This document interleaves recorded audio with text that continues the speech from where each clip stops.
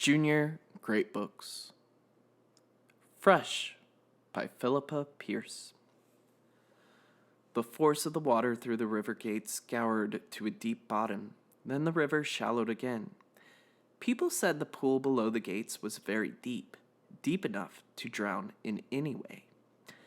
At the bottom of the pool lived the freshwater mussels. No one had seen them there. Most people would not have been particularly interested in them anyway. But if you were poking about among the stones in the shallows below the pool, you couldn't help finding mussel shells occasionally. Sometimes one by itself. Sometimes two still hinged together. Gray, blue, or green-gray on the outside, on the inside a faint sheen of mother of pearl. The Webster boys were fishing with their nets in the shallows for minnows, freshwater shrimps, anything that moved. When they found a freshwater mussel that was just a pair of empty shells, Dan Webster found it. He said, "Do you want this shell? It's double." While Lori Webster was saying, "Let's see." Dan was lifting it and had noticed that the two shells were clamped together and that they had unusual weight. "They're not empty shells," he said. "They've got something inside. It's alive." He stooped again to hold the mussel in the palm of his hand so that the river water washed over it. Water creatures prefer water. Lori had splashed over to him. Now he crouched with the river lapping near the tops of his Wellington boots. "A freshwater mussel," he said. "I've never owned one." He put out fingers to touch it, perhaps to take it, as it lay on the watery palm of Dan's hand. Dan's fingers curled up into a protective wall. "Careful," he said. Together as they were now, the Webster boys looked like brothers, but they were cousins. Lori was the visitor. He lived in London and had an aquarium on his bedroom windowsill instead of a river almost at the back door, as Dan had. Dan was older than Lori, and Lori admired Dan, and Dan was kind to Lori. They did things together. Dan helped Lori to find livestock for his aquarium: shrimps, leeches, flatworms, water snails, variously whirled, whatever the turnstone and stooping net might bring them. During a visit by Lori, they would fish often, but until the last day, without a jam jar, just for the fun of it. On the last day, they took a jam jar and put their more interesting catches into it for Lori's journey back to London. Now they had found a freshwater mussel on the second day of Lori's visit. 5 more days still to go. "We can't keep it," said Dan. "Even if we got the jam jar, it couldn't live in a jam jar for 5 days. It would be dead by the time you got it back to the aquarium." Lori, who was quite young, looked as if he might cry. I've never had a chance of a freshwater mussel before." "Well," said Dan. He made as if to put it down among the stones and mud where he had found it. Don't. It's my freshwater mussel. Don't let it go." "And don't shout in my ear," Dan said crossly. "Who said I was letting it go? I was just trying it out in the river again to see whether it was safe to leave it there. I don't think the current would carry it away." He put the mussel down in the shelter of a large, slimy stone. The current breaking on the stone flowed past without stirring it, but the mussel began to feel at home again. They could almost see it settling contently in the mud. After a while, it parted the lips of its shell slightly, and a pastry-like substance crowded out a little way. What's it doing?" whispered Lori. But this was not the sort of thing that Dan knew, and Lori would not find out until he got back to his aquarium books in London. Now they saw that they had not merely imagined the mussel to be settling in. There was less of it visible out of the mud, much less of it. It's burying itself. It's escaping," said Lori. "Don't let it." Dan sighed and took the mussel back into the palm of his hand. The mussel, disappointed, shut up tight. "We need to keep it in the river," said Dan, "but somewhere that it can't escape." They looked around. They weren't sure what they were looking for, and at first they certainly weren't finding it. Still, with the mussel in his hand, Dan turned to the banks. They were overhanging, with river water swirling against them and under them. The roots of trees and bushes made kind of an irregular lattice fencing through which the water ran continually. "I wonder," said Dan. "You couldn't keep it there," Laurie said. "It'd be child's play for a freshwater mussel to escape through the roots." Dan stared at the roots. "I've got a better idea," he said. "I'll stay here with the mussel. You go back to your house, to the larder. You'll find a little white plastic carton with Eileen's slim and crest growing in it." Eileen was Dan's elder sister, whose absorbing interest was her figure. "Empty the crest out onto a plate. I'll square Eileen later. Bring the plastic carton back here." Laurie never questioned Dan. He set off across the meadows toward the house. Dan and the freshwater mussel were left alone to wait. Dan was holding the freshwater mussel as he had done before, stooping down to the river with his hand in the water. It occurred to him to repeat the experiment that Laurie had interrupted. He put the mussel down in the lee of a slimy stone again and watched. Again the current left the mussel undisturbed. Again the mussel began to settle itself into the mud between the stones. Down, gently down, the freshwater mussel was now as deep in the mud as when Laurie had called it out in fear of losing it. But now Laurie was not there. Dan did not interfere. He simply watched the mussel ease itself down and down. Soon, less than a quarter of an inch of mussel shell was showing above the mud. The shell was nearly the same color as the mud embedding it. Dan could identify it only by keeping his eyes fixed continuously upon its projection. That lessened until it had almost disappeared. Entirely disappeared. And still Dan stared. As long as he kept his eyes on the spot where the mussel had disappeared, he could get it again.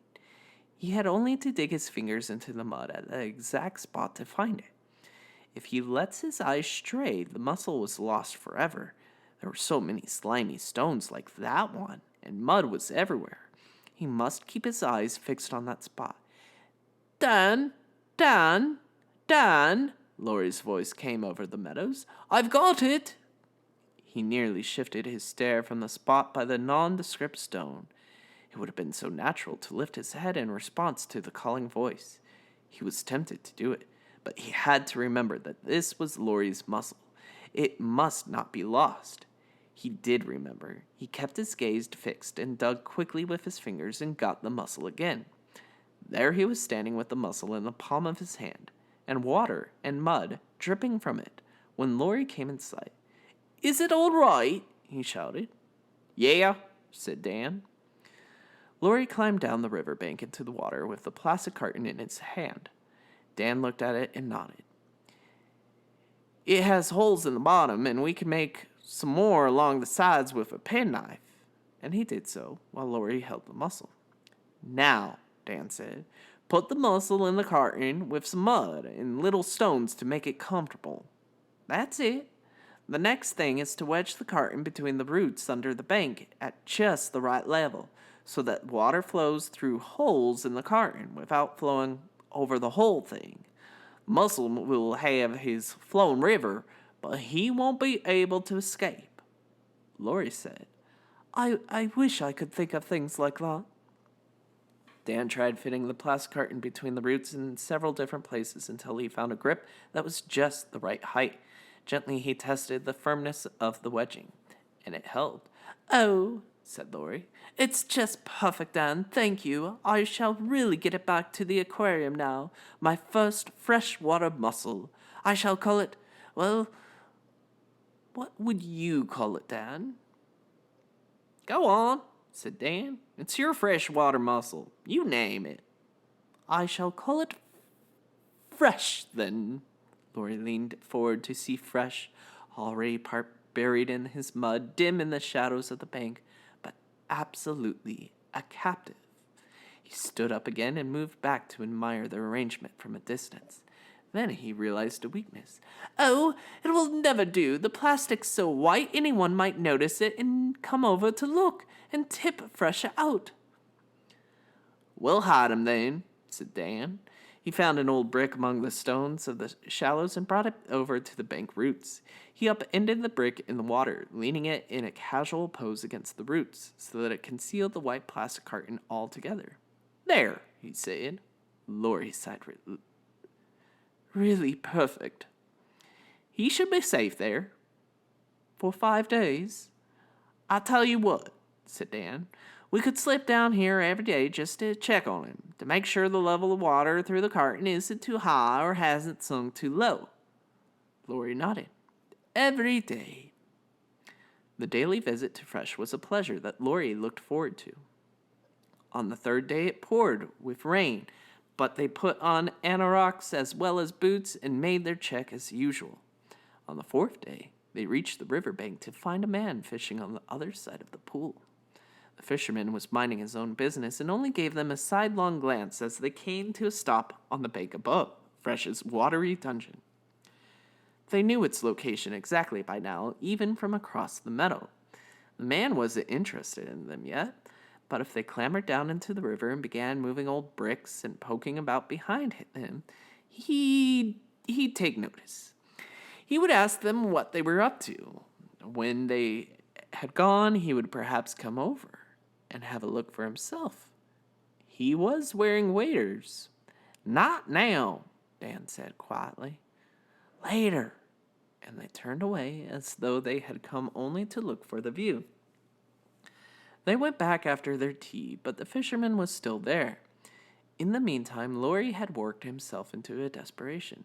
All that rain yesterday has made the river rise. It'll be washing Fresh out into the carton. No, said Dan. You've just got Fresh on the brain. The river's hardly risen at all, if at all. Fresh is all right. Why can't that man go home? He'll go home at dusk anyway, said Dan. That will be too late for us. I shall be going to bed by then. You know your mom said I must.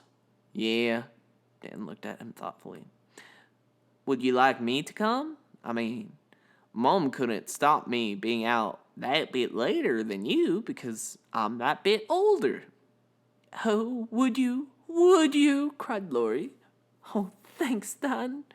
No need to thank me, said Dan. Everything went according to plan, except that Dan, getting down to the river just before dark, found that the fisherman was still there, but he was in the act of packing up. He did not see Dan. He packed up and walked away, whistling sadly to himself. When the whistling had died away, Dan got down to the river and moved the brick and took out the plastic container. It had been safe water level, in spite of the rains, and Fresh was inside, alive and well. Dan took Fresh out of the carton just to make sure. Then he put him among the stones in the river for the fun of seeing his disappearing act. As he watched, Dan reflected that this was what Fresh would have done if the fisherman had spotted the carton and taken him out of it for a good look, and then by mistake dropped him into the water. The fisherman would have lost sight of him, and Fresh would have buried himself. He would have been gone for good, back into the river. The only signs would have been the brick moved, the plastic container out of place, and Fresh gone, and that was all Dan could have reported to Laurie. But it had not happened after all. Dan picked up Fresh and put him back in the carton and put the carton back, and then the brick, and then walked home. He told Laurie, sitting in his pajamas in front of the TV with his supper, that everything had been all right. He didn't say more. On the 5th day, the day before Laurie's return to London, they went together to the riverbank. There was no fisherman. The brick was exactly in place and behind its plastic carton, with the water flowing through correctly. There was Fresh, safe, sound, and apparently not even pining at captivity. Tomorrow, said Laurie, tomorrow morning we'll bring the jam jar ready for me to take him home on the train. That night was the last of Laurie's visits. He and Dan shared Dan's bedroom, and tonight they went to bed at the same time and fell asleep together. Dan's father was the last person to go to bed at the end of the evening. He bolted the doors and turned out the last lights. That usually did not wake Dan, but tonight it did. Suddenly he was wide awake in the complete darkness, hearing the sound of his parents going to bed in their room, hearing the sound of Lori's breathing in the next bed, the slow, whispering breath of deep sleep. The movements and the murmurs from other bedrooms ceased. Lori's breathing continued evenly. Dan still lay wide awake. He had never really noticed before how very dark everything could be. It was more than blackness, it seemed to fill as water fills a pool. It seems to fill the inside of his head. He lay for some time with the darkness everywhere. Then he got up very quietly. He put trousers and sweater on over his pajamas, bunchily. Lori's breathing never changed. He tiptoed out of the bedroom and downstairs. In the hall, he put on his Wellington boots. He let himself out of the house and then through the front gate. There was no one about, no lights in the houses except for a nightlight where a child slept. There was one lamp in the lane, and that sent his shadow leaping horribly ahead of him. Then he turned a corner, and the lamplight had gone. He was taking the shortcut towards the river. No moon tonight, no stars, just darkness.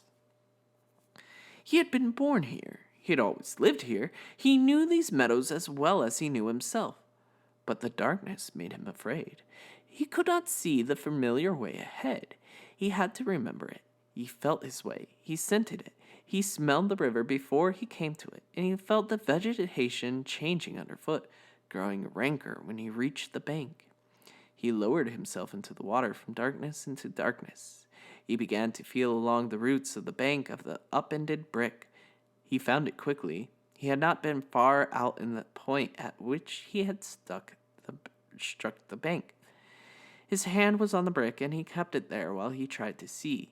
In the darkness, and through the darkness, he tried to see what was going to happen, what he was going to make happen, what he was going to do.